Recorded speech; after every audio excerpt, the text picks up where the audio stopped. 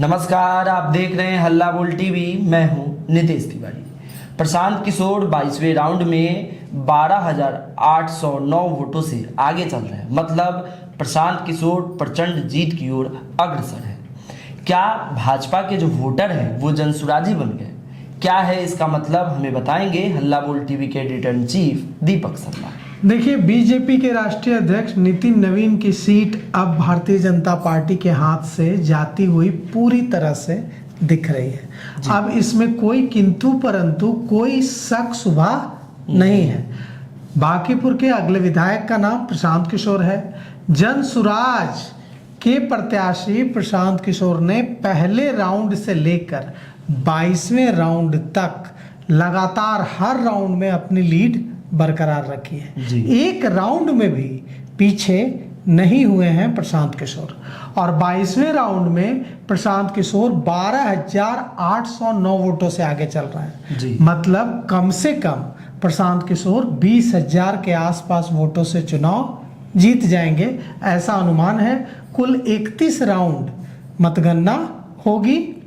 22 round की मतगणना हो चुकी है। 22 राउंड में 12,809 वोटों से आगे चल रहा है। बीजेपी के नीरज सिन्हा 31,716 मतों के साथ दूसरे नंबर पर हैं, जबकि राष्ट्रीय जनता दल की रेखा गुप्ता 10,562 वोटों से के साथ तीसरे नंबर पर है। मतलब जितना लीड है प्रशांत किशोर का, उतने वोट भी रेखा गुप्ता को नहीं मिला है।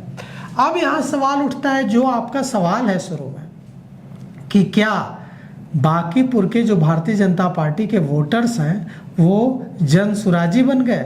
तो हाँ, भारतीय जनता पार्टी के वोटर्स ने भारतीय जनता पार्टी का बांकीपुर में साथ छोड़ दिया। राजद के वोटर्स भी जनसुराजी बन गए और भाजपा के वोटर्स भी जनसुराजी बन गए, और जो जनसुराजी नहीं बने वो घर बैठ गए।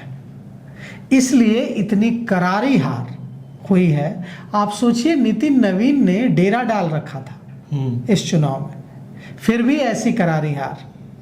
इससे एकदम साफ है कि इस चुनाव में बहुत मुश्किल है भारतीय जनता पार्टी के लिए अब कुछ भी कहकर अपनी साख बचा लेना। अगर 1,000-2,000 वोटों से हार जीत होती तो भारतीय जनता पार्टी किसी तरह से अपनी फेस बचाने की कोशिश करती, लेकिन 20,000 के आसपास वोटों से प्रशांत किशोर जीत सकते हैं। अब क्या कहेगी भारतीय जनता पार्टी? नितिन नवीन क्या कहेंगे? वो उन्होंने खुद डेरा डाल रखा था जी।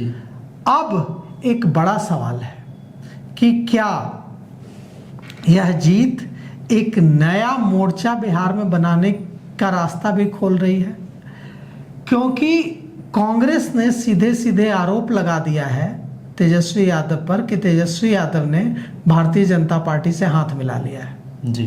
कांग्रेस के प्रदेश प्रवक्ता असित नाथ तिवारी ने परसों मुझसे बातचीत में यह बात कही कि तेजस्वी यादव ने भारतीय जनता पार्टी से हाथ मिला लिया है, ऐसा प्रतीत होता है। अगर कांग्रेस को ऐसा प्रतीत होता है कि तेजस्वी यादव ने हाथ मिला लिया है, तो कांग्रेस कोशिश कर सकती है प्रशांत किशोर, कांग्रेस, लेफ्ट, सीपीआईएमएल, सीपीआई, सीपीआईएम, ये सारे एक साथ एक गठबंधन बनाने का और तेजस्वी यादव से के नेतृत्व से पिंड छुड़ाने का। क्योंकि बिहार में तेजस्वी यादव नेतृत्व करते हैं और यह बात कांग्रेस को समझ में आ गई है कि तेजस्वी यादव के नेतृत्व में बीजेपी को हराना बिहार में मुश्किल है। तेजस्वी यादव का नेतृत्व नहीं था, किसी और से टकराई भारतीय जनता पार्टी, भारतीय जनता पार्टी हार गई। अगर महागठबंधन के प्रत्याशी होते प्रशांत किशोर, सोचिए, कल्पना कीजिए कि महागठबंधन के प्रत्याशी होते तो उन्हें दिक्कत आती। लेकिन अब प्रशांत किशोर जब बांकीपुर के विधायक बनकर विधानसभा पहुंचेंगे तो यह सिर्फ एक सीट पर जीत की बात नहीं है। बिहार की राजनीति में नए समीकरण बनेंगे। यह जो प्रचंड जीत भारतीय जनता पार्टी के खिलाफ लाकर प्रशांत किशोर जा रहे हैं बिहार विधानसभा, यह मामूली बात नहीं है।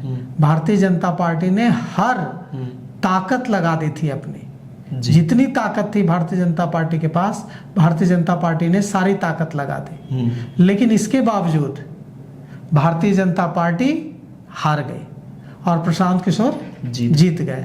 तो अब यहाँ से जो रास्ता है वो रास्ता ये है कि प्रशांत किशोर और कांग्रेस और लेफ्ट की पार्टियां मिलकर एक नया मोर्चा खड़ा कर सकती हैं, जिसमें तेजस्वी यादव के लिए जगह नहीं होगी। तेजस्वी यादव बिहार की राजनीति में अलग थलग पड़ सकते हैं और यह जो मोर्चा होगा, यह मोर्चा सीधे सीधे भारतीय जनता पार्टी को चैलेंज करेगा। अब यहाँ पर सवाल ये उठता है कि क्या एक सीट पर जीत से इतना बड़ा कंक्लूजन निकालना सही होगा? सवाल एक सीट का है ही नहीं। भारतीय जनता पार्टी ने अपने सारे मंत्रियों को, सारे विधायकों को, सारे स्टार प्रचारकों को उतार दिया था और फिर भी भारतीय जनता पार्टी हारी।